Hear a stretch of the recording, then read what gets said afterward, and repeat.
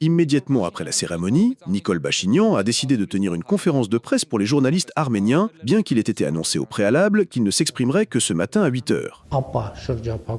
Le déblocage de la République d'Arménie va avoir lieu. La République d'Arménie aura ainsi la possibilité d'avoir une connexion ferroviaire avec le monde extérieur. Et je veux aussi noter qu'il y aura une connexion ferroviaire d'Arménie à Arménie via le territoire de l'Azerbaïdjan. Comme vous le savez, il existe différentes routes qui peuvent également assurer cette liaison d'Arménie à Arménie en passant par l'Azerbaïdjan. Pachinian a martelé qu'il n'y avait aucune logique de corridor dans les documents et que toutes les routes seraient utilisées de la même manière et dans les mêmes conditions sur une base de réciprocité.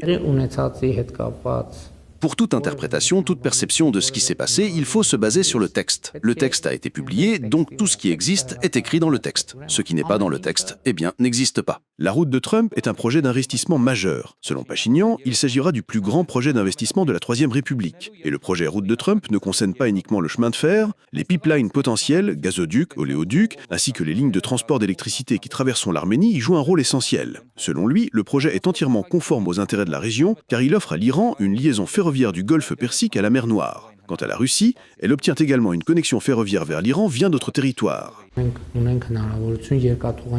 Nous avons la possibilité d'avoir une connexion ferroviaire avec la Fédération de Russie, le Kazakhstan, les pays d'Asie centrale, la Chine, la République islamique d'Iran, et ainsi de suite. Et bien sûr avec l'Azerbaïdjan, et j'espère, je suis convaincu qu'en parallèle du processus de paix, les liens économiques bilatéraux s'intensifieront également. À la question de savoir quelles garanties existent que ces accords seront respectés, notamment après l'expérience malheureuse du 9 novembre, la réponse est claire. Cette fois, le garant n'est plus la Russie, mais les États-Unis.